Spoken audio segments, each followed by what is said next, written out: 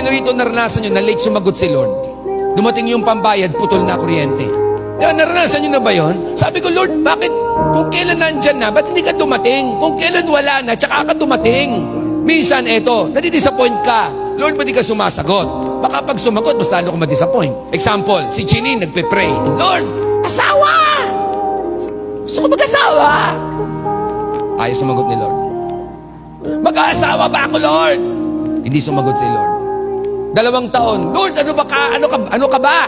Mag-aasawa ba ako? Ayaw sumagot ni Lord. Tapos sumagot si Lord, anak, hindi.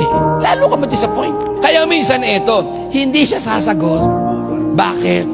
Para ingatan ka din. Si Lord, pagka sa'yo sumagot, kasi alam niya, sa kabubuti mo yon, na kahit minsan yung sagot, hindi mo gusto. Pag hindi mo gusto ang sagot ng Diyos, ibig sabihin niya ng dapat sa'yo. Bakit kailangan magtiwala sa Diyos? Nakarating na siya doon eh.